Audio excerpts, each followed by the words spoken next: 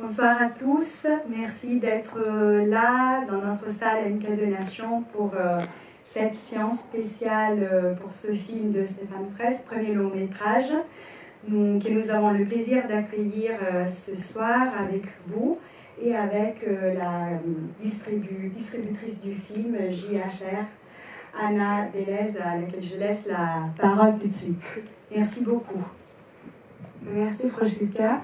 Alors moi je ne suis pas la grande distributrice de JHR Film, je suis la représentante ce soir, donc je voudrais d'abord vous remercier d'être ici, remercier MK de Nation de nous accueillir et puis remercier Stéphane de nous faire l'honneur de sa présence pour présenter son film. Nous c'est un film qu'on aime beaucoup chez JHR Film, on espère qu'il vous plaira. Je ne vais pas parler longtemps, je veux juste vous dire que c'est une phrase qu'on dit souvent à la distribution, on est l'avant-dernier maillon de la grande chaîne du cinéma.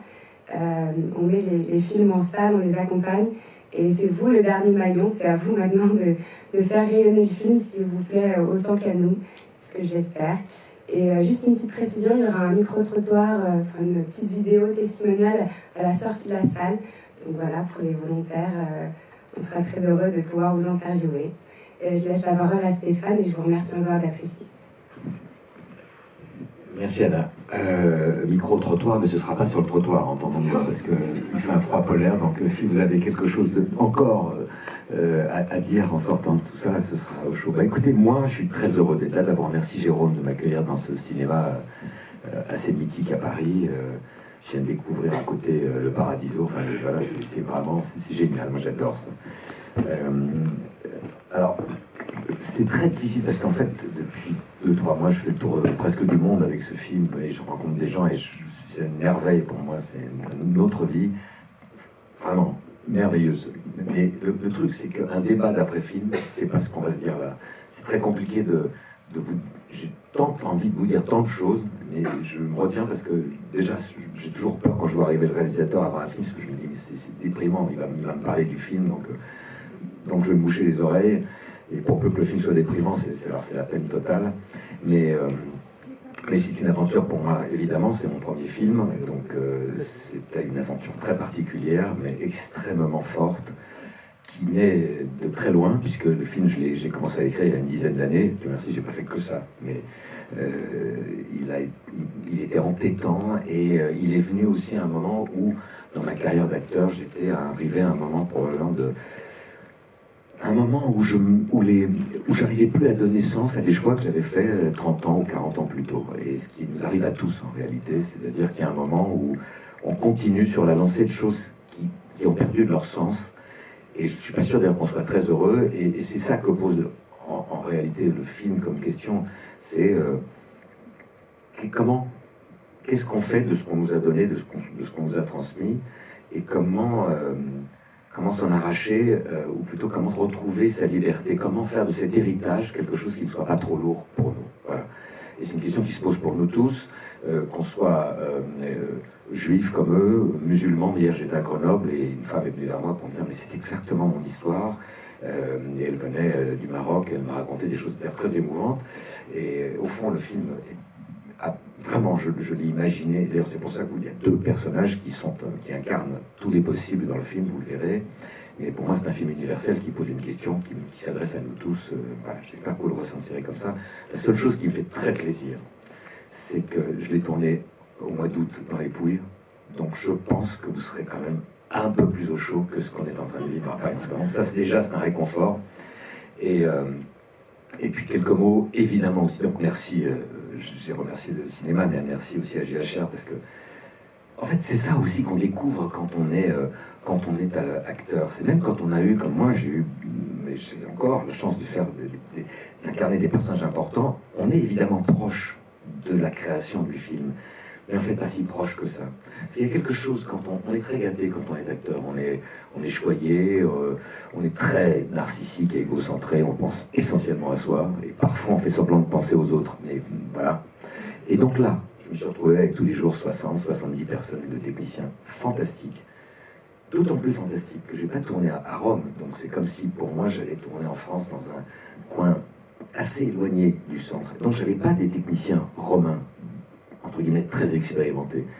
J'avais des jeunes qui avaient une envie folle de faire du cinéma, parce que c'est pas ce qu'ils font d'habitude, qui ressentaient le film presque plus que moi, ce qui était très émouvant. Et vraiment, je peux dire, quand le film, on l'a fait ensemble, évidemment, je l'avais écrit, évidemment, je l'avais dialogué, évidemment, j'avais joué des acteurs. Mais en fait, en réalité, ce que moi j'ai appris sur ce film, c'est que c'est une aventure collective. Et ça, on ne sent pas trop quand on est acteur, le collectif. Combien, quand on arrive le matin à 6h du matin et qu'on est le premier, qu'on voit déjà la déco qui est là en train de repeindre un mur et qui attend que le gars de la perche vienne pour voir s'il peut glisser son... Enfin, tout ça et la solidarité dans tous les postes pour que le film se passe bien, c'est des choses fantastiques, c'est une histoire humaine avant tout. Et j'espère que le film, vous allez le ressentir aussi, parce que voilà, il y a une bienveillance de tous les gens qui ont participé à ce film. Je vous disais tout à l'heure que j'ai eu un moment où j'étais dans une impasse de ma vie, et ça m'a fait remonter un souvenir que j'ai eu quand j'ai tourné Les Chouans, c'est-à-dire au début de ma carrière, au XVIIIe siècle pratiquement.